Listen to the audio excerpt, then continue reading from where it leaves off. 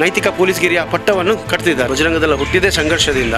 ನಾವು ಅದಕ್ಕೋಸ್ಕರ ಯಾವ ರೀತಿಯ ಸಂಘರ್ಷ, ಹೋರಾಟ, ಪ್ರತಿಭಟನೆ ಯಾವುದು ಮಾಡಲಿಕ್ಕೆ ನಮ್ಮ ಕಾರ್ಯಕರ್ತರು ತಯಾರಿದ್ದಾರೆ. ನಮಗೆ ನೈತಿಕ ಪೊಲೀಸ್ಗಿರಿಯ ಪಟ್ಟವನ್ನು ಕಟ್ತಿದ್ದಾರೆ. ನಮ್ಮ ಕಾರ್ಯಕರ್ತರ ಮನೋಬಲವನ್ನು ಕುಗ್ಗಿಸುವಂಥ ನೀವು ಭ್ರಮೆಯಲ್ಲಿದ್ದರೆ ಅದು ನಿಮ್ಮ ಭ್ರಮೆ. ಕಾಂಗ್ರೆಸ್ ಸರ್ಕಾರ ಕರ್ನಾಟಕದಲ್ಲಿ ಅಧಿಕಾರಕ್ಕೆ ಬರುವುದಕ್ಕೋಸ್ಕರ ಬಜರಂಗದಳವನ್ನು ನಿಷೇಧ ಮಾಡುತ್ತೇವೆ ಎಂಬ ಪ್ರಣಾಳಿಕೆಯಲ್ಲಿ ಕೊಟ್ಟ ನಂತರ ಮಂಗಳೂರಿನಲ್ಲಿ ಆ್ಯಂಟಿ ಕಮ್ಯುನಲ್ ವಿಂಗ್ ಎಂಬ ಪೊಲೀಸ್ ದಳವನ್ನು ಪ್ರಾರಂಭ ಮಾಡಿದ ಮುಂದುವರಿದ ಭಾಗ ಎಂಬಂತೆ ಬಜರಂಗದಳದ 3 ಮಂದಿ ಕಾರ್ಯಕರ್ತರ ಮೇಲೆ ಗಡೀಪಾರ್ ನಿಷೇಧವನ್ನು ಆದೇಶವನ್ನು ಇವತ್ತು ಪೊಲೀಸ್ ಇಲಾಖೆಯ ಮೂಲಕ ಕೊಟ್ಟಿದ್ದಾರೆ. ಈ ಕ್ರಮವನ್ನು ಬಜರಂಗದಳ ವಿರೋಧವನ್ನು ವ್ಯಕ್ತಪಡಿಸುತ್ತದೆ ಮತ್ತು ಸರ್ಕಾರಕ್ಕೆ ಆಗ್ರಹವನ್ನು ಮಾಡ್ತದೆ. ಇವತ್ತು ಬಜರಂಗದಳದ ಕಾರ್ಯಕರ್ತರು ಯಾವುದೇ ಸಮಾಜಘಾತುಕ ಕೃತ್ಯಗಳಲ್ಲಿ ಭಾಗವಹಿಸಿಲ್ಲ, ಯಾವುದೇ ಅನ್ಯಾಯವನ್ನು ಮಾಡಿಲ್ಲ, ಯಾವುದೇ ದೇಶದ್ರೋಹ ಚಟುವಟಿಕೆಯಲ್ಲಿ ಭಾಗವಹಿಸಿಲ್ಲ.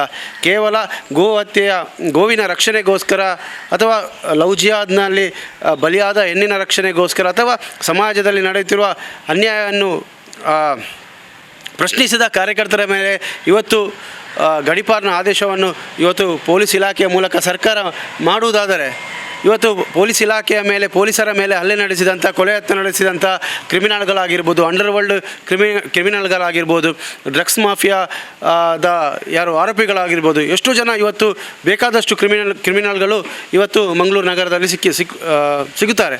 ಆದರೆ ಯಾವುದೇ ಒಂದು ರಾಜಕೀಯದ ಸೃಷ್ಟಿಕರಣಗೋಸ್ಕರ, ಮುಸಲ್ಮಾನರನ್ನು ಖುಷಿಪಡಿಸಲಿಕ್ಕೋಸ್ಕರ ಇವತ್ತು ಬಜರಂಗದಳದ ಕಾರ್ಯಕರ್ತರಿಗೆ ಗಡೀಪಾರ್ನ ಆದೇಶ ಮಾಡ್ತಾರಂತಾದರೆ ಇವತ್ತು ಅದನ್ನು ಸಹಿಸಲಿಕ್ಕೆ ಸಾಧ್ಯ ಇಲ್ಲ.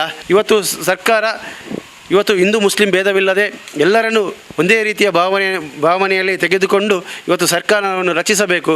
ಅದರ ಜೊತೆ ಯಾವುದೇ ರೀತಿಯ ತುಷ್ಟೀಕರಣಗೋಸ್ಕರ, ಮುಸ್ಲಿಮರ ಇದಕ್ಕೋಸ್ಕರ, ಓಟಿಗೋಸ್ಕರ ಹಿಂದೂ ಕಾರ್ಯಕರ್ತರನ್ನು ಗಡೀಪಾರ್ನ ಅಥವಾ 107 ಆದೇಶವನ್ನು ಮಾಡಿದರೆ ಖಂಡಿತವಾಗಿಯೂ ಆ ಸರ್ಕಾರದ ವಿರುದ್ಧ ಅಥವಾ ಪೊಲೀಸ್ ಇಲಾಖೆಯ ವಿರುದ್ಧ ನಾವು ಹೋರಾಟವನ್ನು ಮಾಡಲಿಕ್ಕೆ ನಮ್ಮ ಬಜರಂಗದಳದ ಕಾರ್ಯಕರ್ತರು ಸಿದ್ಧರಿದ್ದೇವೆ. ಇವತ್ತು ಸುಲ್ತಾನ್ ಜ್ಯುವೆಲ್ಲರ್ಸ್ನಲ್ಲಿ ಹಿಂದೂ ಹುಡುಗಿಗೆ ತೊಂದರೆಯಾದಾಗ ರಕ್ಷಣೆಗೆ ಬಂದ ಬಜರಂಗದಳದ ಕಾರ್ಯಕರ್ತರ ಮೇಲೆ ಗಡೀಪಾರ್ನ ಆದೇಶ ಮಾಡಿದ್ದಾರೆ. ನಮ್ಮ ಕಾರ್ಯಕರ್ತರ ಮೇಲೆ 3-4 ಕೇಸ್ಗಳಿವೆ. ಅದರಲ್ಲಿ ಒಂದು ಕೇಸಲ್ಲಿ ಅದು ಈ ರೀತಿ ಬರೆದಿದ್ದಾರೆ: ನಾನು ಒಬ್ಬ ಮುಸಲ್ಮಾನ ಇಲ್ಲಿಂದ ಕಸಾಯಿಖಾನೆಯಿಂದ ದನದ ಮಾಂಸವನ್ನು ತೆಗೆದುಕೊಂಡು ಹೋಗುವಾಗ ಬಜರಂಗದಳದ ಕಾರ್ಯಕರ್ತರು ಬಂದು ನನ್ನ ದನದ ಮಾಂಸಕ್ಕೆ ಸೀಮೆಎಣ್ಣೆ ಹಾಕಿ ಅದನ್ನು ನಾಶ ಮಾಡಿದ್ದಾರೆ. ಇಡೀ ಕರ್ನಾಟಕ ರಾಜ್ಯದಲ್ಲಿ ಗೋಹತ್ಯೆ ನಿಷೇಧ ಕಾನೂನು ಇರುವಾಗ ಇವನಿಗೆ ಗೋಮಾಂಸ ಎಲ್ಲಿ ಸಿಕ್ಕಿತು? ಹಾಗಾದರೆ ಕಾನೂನು ಇದ್ದರೂ ಕೂಡ ಗೋಮಾಂಸವನ್ನು ಇವರು ಮಾರುವುದಾದರೆ ಅದನ್ನು ತಡೆಯುವುದು ನಮ್ಮ ಬಜರಂಗದಳದ ಕಾರ್ಯಕರ್ತರ ಕರ್ತವ್ಯ. ಯಾಕೆಂದರೆ ಗೋವಿನ ರಕ್ಷಣೆಗಾಗಿ ಬಜರಂಗದಳದ ಕಾರ್ಯಕರ್ತರು ಯಾವ ರೀತಿಯ ತ್ಯಾಗಕ್ಕೂ ಸಿದ್ಧರಿದ್ದಾರೆ ಎಂಬ ಮಾತನ್ನು ಕೂಡ ಈ ಸಂದರ್ಭದಲ್ಲಿ ಹೇಳಬೇಕು. ಹಾಗೆ ಇಷ್ಟರವರೆಗೆ ಏನೆಲ್ಲ ಕೇಸುಗಳಾಗಿತ್ತು ಅದರ ಎಲ್ಲ ಕೇಸುಗಳಲ್ಲಿ ಕೂಡ ಪೊಲೀಸರಿಗೆ ಮಾಹಿತಿ ಕೊಟ್ಟು ನಾವು ಅದನ್ನು ತಡೆಯುವಂಥ ಕೆಲಸವನ್ನು ಮಾಡಿದ್ದೇವೆ. ಆದರೂ ಕೂಡ ಇವತ್ತು ನಮಗೆ ನೈತಿಕ ಪೊಲೀಸ್ಗಿರಿಯ ಪಟ್ಟವನ್ನು ಕಟ್ತಿದ್ದಾರೆ. ಆದರೆ ನಾವು ಇವತ್ತು ಆಲೋಚನೆ ಮಾಡಬೇಕು, ಯಾಕೆ ಸುಮ್ಮನೆ ಪೊಲೀಸರಿಗೆ ನಾವು ಅದನ್ನು ತಡೆದು ಕೂಡ ಇವತ್ತು ನಮ್ಮ ಮೇಲೆ 107ಗಳು, 110ಗಳು, ಬಾಂಡ್ಗಳು, ಅದರ ಜೊತೆ ಗಡೀಪಾರ್ ಆದೇಶಗಳೆಲ್ಲ ಬರ್ತವೆ ಅಂತ ಆದರೆ ನಾವು ಯಾಕೆ ಮಾಹಿತಿ ಕೊಡಬೇಕು? ಇದರ ಬಗ್ಗೆ ಕೂಡ ನಾವು ಬಜರಂಗದಳದ ಕಾರ್ಯಕರ್ತರು ಮುಂದಿನ ದಿನಗಳಲ್ಲಿ ಆಲೋಚನೆ ಮಾಡಬೇಕಾಗಿದೆ. ಈ ಮೂಲಕ ಮತ್ತೊಮ್ಮೆ ಹೇಳ್ತೇವೆ, ಇನ್ನು ಯಾವುದೇ ಒಬ್ಬ ಕಾರ್ಯಕರ್ತನಿಗೆ ಗಡೀಪಾರ ಆಗಿರ್ಬೋದು ಏನು ಕಾನೂನು ಕ್ರಮ ಜರುಗಿಸುವ ಮೊದಲು ಸಾವಿರಾರು ಬಾರಿ ಆಲೋಚನೆ ಮಾಡಿ. ಯಾಕೆಂದರೆ ಇದರ ವಿರುದ್ಧ ಬಜರಂಗದಳದ ಕಾರ್ಯಕರ್ತರು ತಕ್ಕ ಮಟ್ಟದ ಹೋರಾಟ ಮಾಡಲಿಕ್ಕೆ ತಯಾರಿದ್ದಾರೆ ಎಂಬ ಮಾತನ್ನು ಹೇಳ್ತೀನಿ.